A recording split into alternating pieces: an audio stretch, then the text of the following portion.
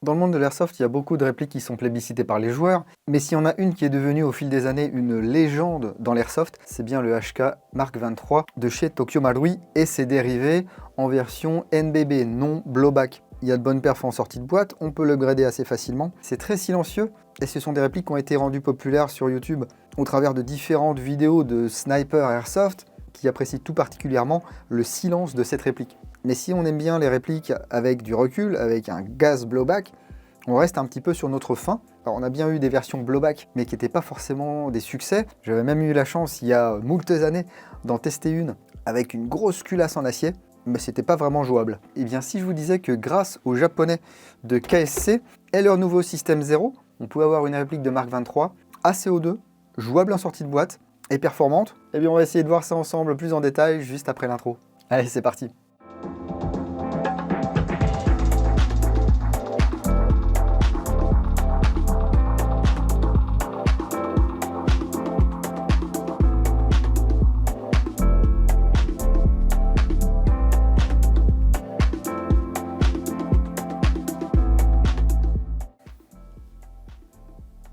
Effectivement, cette silhouette, elle parle à tout le monde, même si vous n'avez jamais fait d'airsoft. Si vous avez joué à Metal Gear Solid par exemple, vous connaissez le Mark 23, que beaucoup de joueurs appellent le MK23 parce que c'est écrit comme ça sur la boîte, mais MK ça veut dire Mark. Ici en version NBB, Tokyo Marui, à gaz, avec son silence légendaire.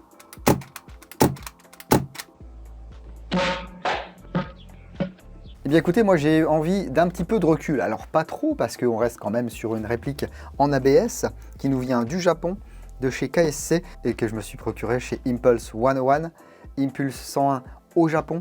Merci beaucoup à Julien et à Kenji pour leur service, c'était encore une fois bien emballé, c'était du rapide.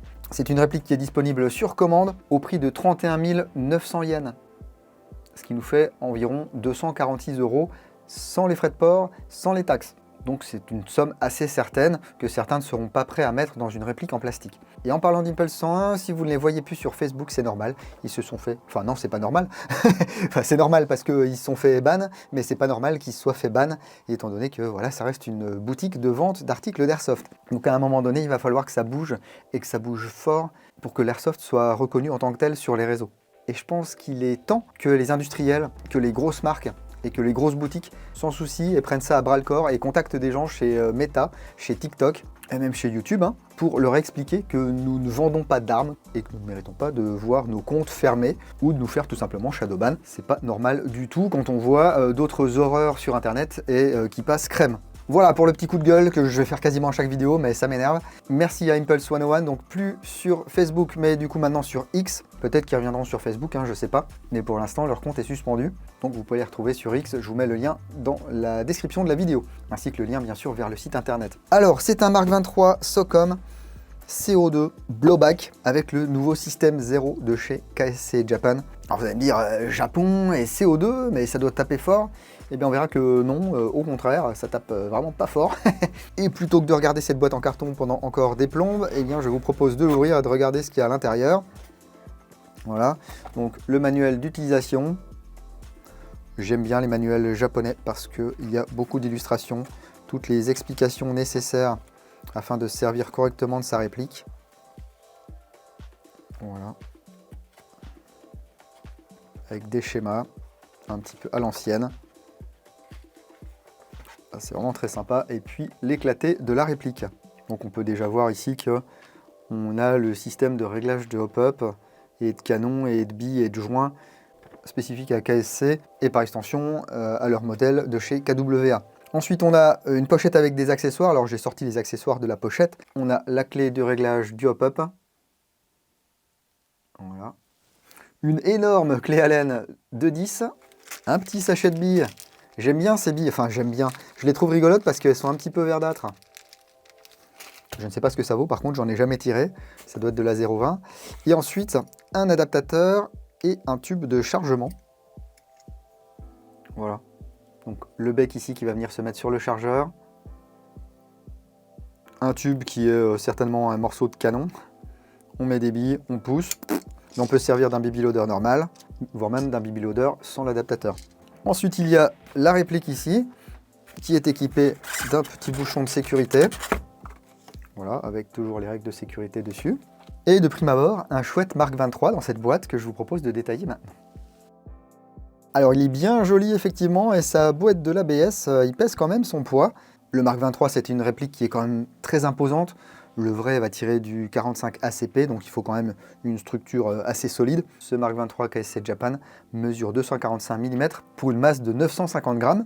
Donc oui, c'est imposant. Pour des petites paluches comme les miennes, ça va pas forcément être la panacée. Personnellement, je lui préfère le HK45 avec son grip un petit peu plus fin et ergonomique. Mais on n'est pas non plus sur la même génération de pistolets, parce que là, on est sur une production qui a été effectuée à la demande de l'US Special Operation Command, le commandement des opérations spéciales de l'armée américaine. Il voulait un pistolet en 45 ACP qui puisse tirer de la munition standard comme de la subsonique. Pour vous donner une idée, voilà, du 45 ACP, c'est ça fait déjà un beau pruneau comparé par exemple à du 9 mm Parabellum. Il fallait qu'il soit utilisable en tout lieu, en tout temps, donc qu'il résiste à l'eau, qu'il résiste à la corrosion, notamment de l'eau de mer, qu'il soit également accompagné d'un modérateur de son qui est manufacturé par Knight Armament Company, CAC, vous connaissez, hein, ainsi qu'un bloc de visée laser, le fameux LAM, Laser Aiming Module, qui venait de chez Insight Tech. Le besoin a été établi en 1989, le développement a commencé en 1991 et l'arme a été livrée en 1996. C'est Heckler & Koch qui a gagné le marché et qui a eu le droit de développer cette arme pour l'US SOCOM. Il y a eu des tests extensifs, ils ont tiré des dizaines de milliers de coups avec un seul canon sans que celui-ci n'ait besoin d'être remplacé. Donc voilà, il fallait quelque chose de vraiment d'offensif, de fiable, avec un chargeur de bonne capacité, ce fameux kit. Et donc je vous le disais, livré en 1996 et dès 1998, Solid Snake, dans le jeu vidéo Metal Gear Solid, se servait de ce Mark 23. Et depuis c'est devenu un flingue qui est iconique dans la pop culture, même si c'est un petit peu comme le... Enfin c'est un peu moins pire que le Desert Eagle, parce que ça au moins c'est exploitable, mais au niveau légende, etc., on est à peu près du même niveau. Et donc KSC Japan nous offre ici une réplique assez sympa qui est fournie avec son chargeur CO2. Voilà, c'est un chargeur qui est en alliage moulé, hein, avec la valve de percussion ici, le gaz-route, voilà, les lèvres, le talon de chargeur ici qu'on va pouvoir faire glisser pour accéder à la vis de serrage de la cartouche de CO2, on verra ça tout à l'heure. Les chargeurs supplémentaires sont quand même relativement chers, ils sont à 6820 yens, ça fait 52 €. Par contre, on va pouvoir mettre entre 27 et 29 billes à l'intérieur. Alors 29, évitez, parce que vous allez venir ici en butée, et si vous claquez trop fort le chargeur, ça peut casser un morceau du nozzle. Donc mettez-en 28 voilà, pour être sûr, 27 pour être très sûr, 29 ça les tire, mais il faut vraiment que la glissière soit en position arrière lorsque vous insérez le chargeur. On va retrouver tout un tas de détails très sympas. Donc de base, c'est un pistolet qui a une carcasse en polymère et une glissière en acier. Ici, tout est en ABS, sauf quelques petites parties, mais le rendu est quand même très chouette. Alors, regardez un petit peu les marquages. HK Mark 23 US SOCOM calibre 45, le numéro de série, le poinçon, tous les marquages très sympas ici au niveau du canon externe, un numéro de série ici, Heckler & Koch GmbH Made in Germany, le numéro de brevet ici,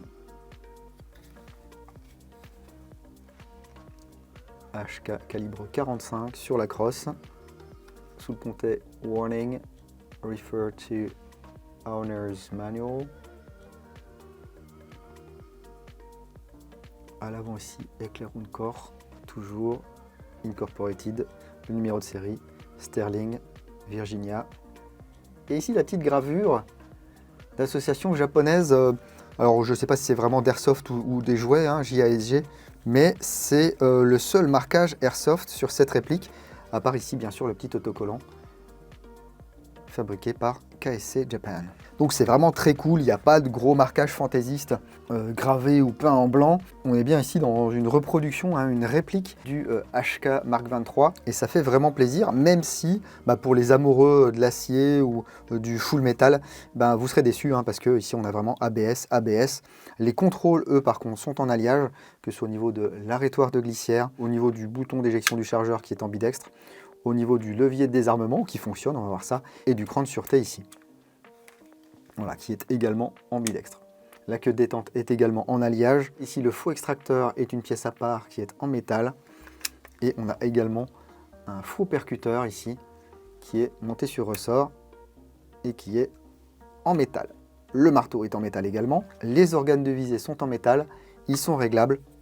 Je vous en parlerai tout à l'heure. Le grip est très sympa avec une bonne définition là, du grain. Hein.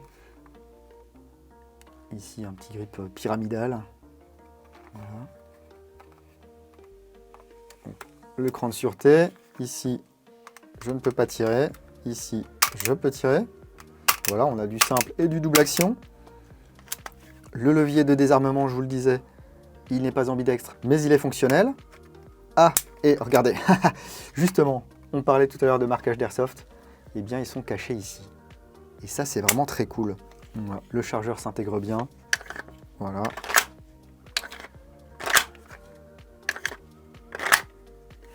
On a de la place. L'idée, c'était que l'arme d'origine puisse être utilisée par les opérateurs des forces spéciales qui utilisent très souvent des gants. Donc, il y a un énorme pontet. On va retrouver ici un trou taraudé à l'avant du pontet pour mettre le bloc lame.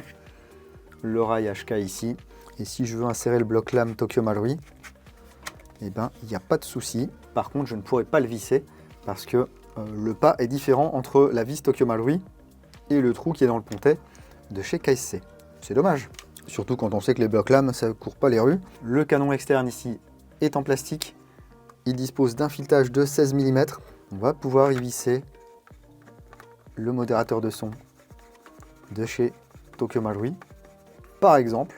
Et grâce aux organes de visée légèrement rehaussés, on pourra quand même prendre une visée correcte. Pas de stries de préhension à l'avant, des stries de préhension à l'arrière, qui vont nous permettre de bien venir ici armer la réplique. On voit qu'ici, il y a le petit joint torique vert qui est présent sur beaucoup de canons HK. Donc ça, c'est très très cool. Ici, on peut voir le nozzle. Voilà, en deux parties. C'est un nozzle qui est en métal. Une attache pour Dragon ici. Et puis donc des organes de visée équipés d'un point blanc. Voilà, ils sont en métal. À l'avant, à l'arrière. La prise de visée est bonne. Mais moi, c'est la prise en main qui me pose un petit peu problème.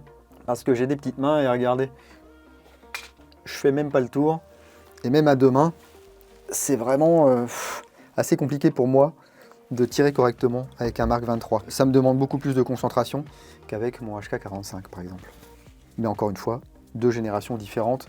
On est ici sur un pistolet qui est beaucoup plus moderne. Donc à l'intérieur, il y a le système 0. C'est un système ACO2 qui réduit les effets du froid.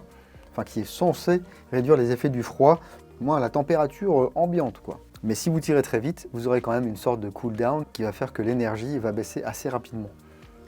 À l'intérieur, on a un cylindre Big Bore de 15,5 mm de diamètre. C'est le plus gros qu'il y a eu dans une réplique KSC. On a un canon short recoil pour plus de stabilité. Et je vous propose d'installer une sparklette de CO2 dans ce chargeur. Donc ici, on appuie, on balance vers l'avant. Hop là. On dévisse. Bon, ici, c'est de l'acier, la vis. Hein. C'est pas du merdonium.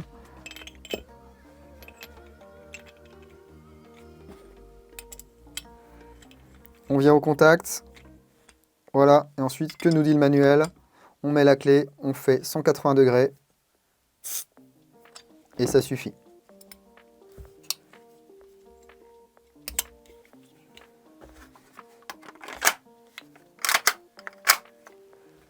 Voilà.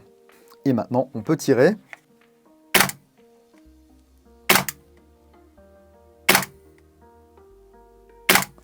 Alors, il y a un petit recul, mais c'est pas massif, hein, parce que on n'a pas vraiment beaucoup de masse sur cet ensemble mobile. C'est à peu près équivalent à un GBB Tokyo Marui. La queue détente est assez agréable. Voilà.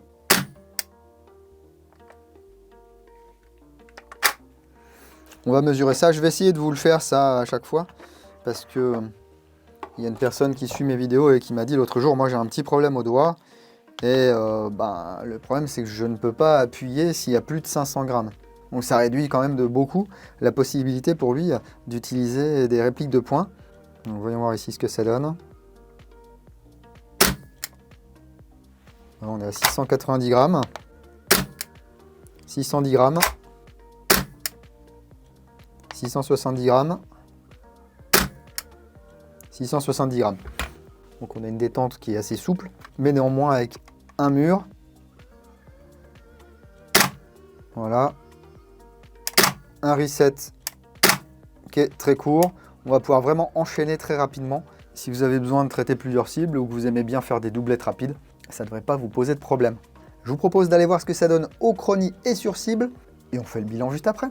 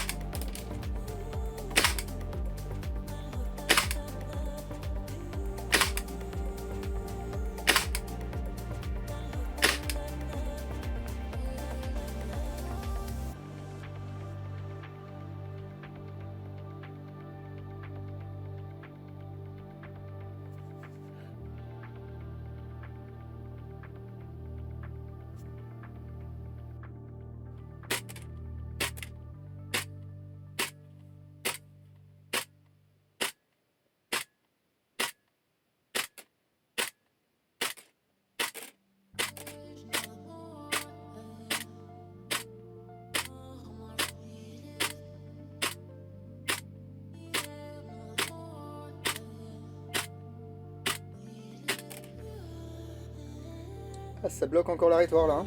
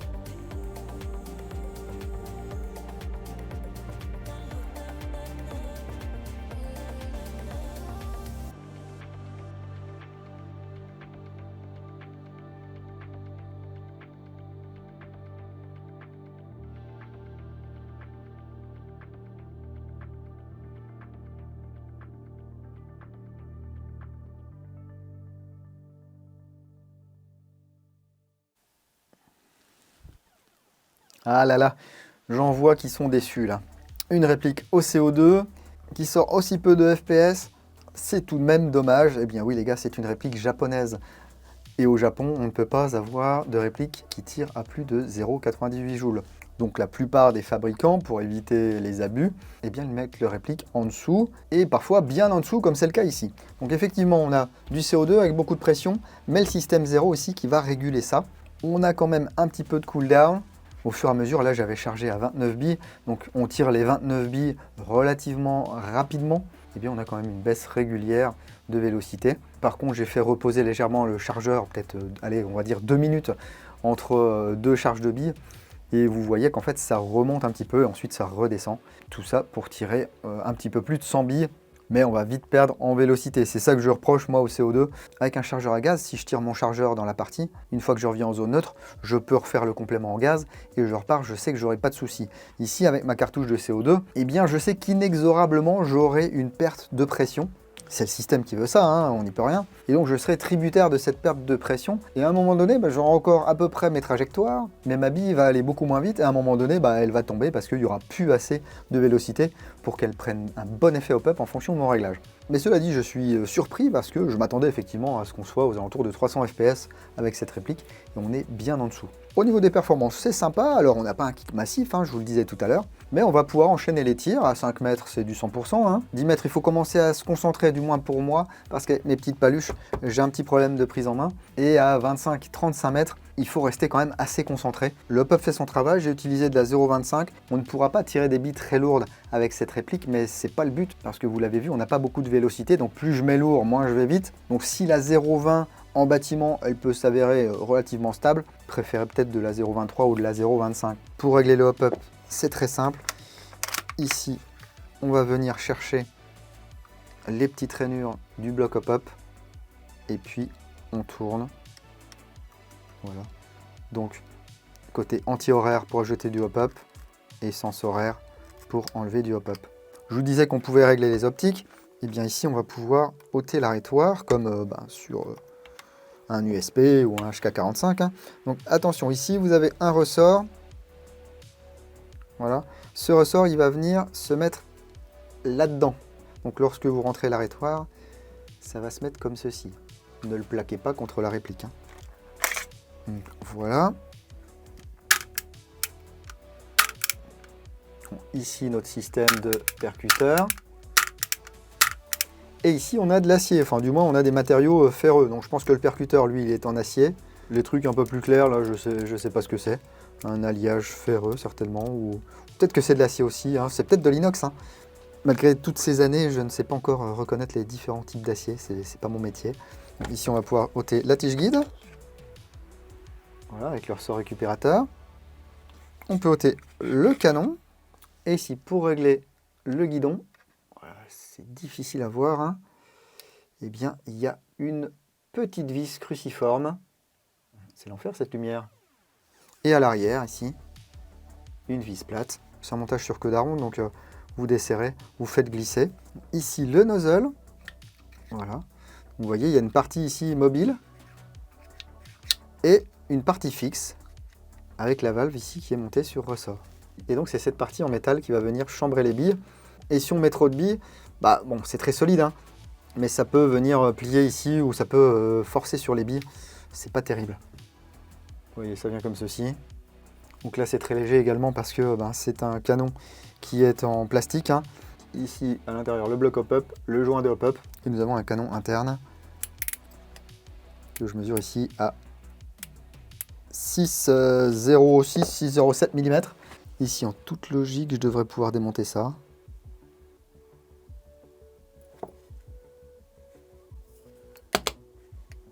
J'ai une petite vis là aussi. Bon, les vis qui prennent comme ça dans l'ABS directement, c'est pas trop mon kiff. Voilà. Le canon ici, calé par un joint torique. Et le système de hop-up là, que je vous démontrerai dans la review complète. Il y a des guides, hein, ça permet de bien remettre ça comme il faut. Voilà.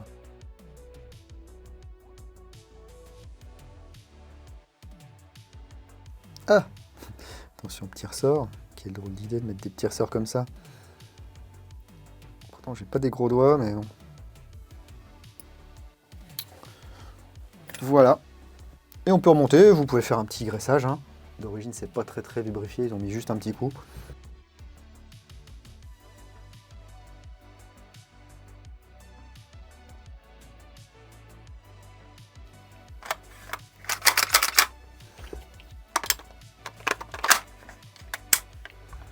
Et voilà le travail.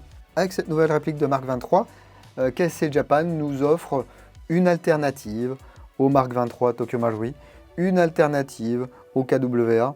Il y a des trucs introuvables. Reste que le prix est assez élevé, hein, 31 900 yens. Donc au cours de l'euro en ce moment, ça fait environ 246 €, hors frais de port, hors taxe. Donc il faut vraiment être amoureux du Mark 23. Ça, c'est une réplique qui ira chez un tipeur, qui sera tiré au sort.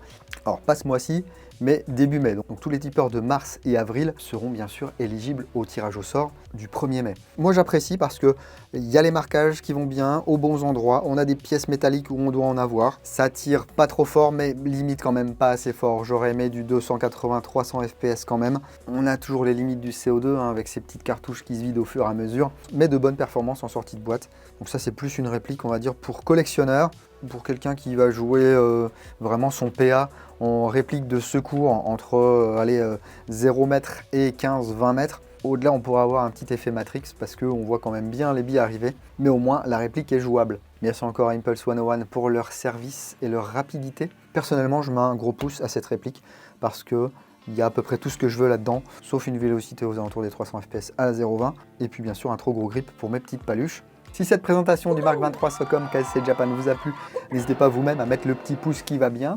Lâchez un petit commentaire, un petit partage, ça fait toujours plaisir. Et puis si ce n'est pas encore fait, n'oubliez pas de vous abonner à la chaîne, c'est gratuit et ça vous permet d'en louper le moins possible, étant donné que vous n'aurez pas mes vidéos dans vos recommandations. En tout cas, ça va être très rare, étant donné que le contenu Airsoft n'est pas forcément mis en avant, ou en tout cas pas le type de contenu que je produis. Ça, vous allez trouver des vidéos, je pète une couille à un cheater ou ce genre de truc, mais la présentation pure de matos, l'information pure sur les répliques d'Airsoft, c'est assez compliqué depuis un petit moment. Donc votre abonnement n'est pas perdu. Et puis si vous voulez plus de contenu et vous tenir informé de ce qui se passe dans l'antre.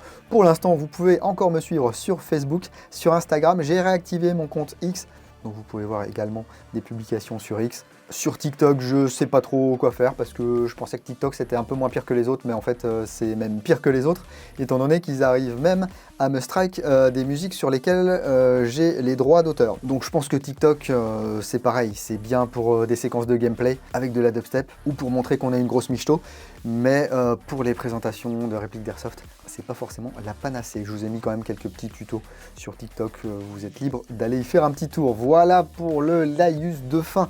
Merci beaucoup de votre soutien. Merci aux tipeurs du mois de mars. Mars s'achève, on est le 31 aujourd'hui là. Donc merci à tous ceux qui ont participé pour le mois de mars. Vous serez bien sûr dans le tirage au sort pour ce Mark 23. Tirage au sort dont les résultats seront rendus publics sur Tipeee le 1er mai. Et puis merci à tous ceux qui utilisent également les liens qui sont dans la description de la vidéo et dans le premier post sous cette vidéo, que ce soit vers les boutiques affiliées, que ce soit pour utiliser des codes de réduction. Faites-vous plaisir les gars. En tout cas, prenez soin de vous. Si vous allez en jeu le week-end prochain, n'oubliez pas, jouez sérieusement, mais sans vous prendre au sérieux. Et moi je vous dis à bientôt dans l'Entre Dingo. Bise.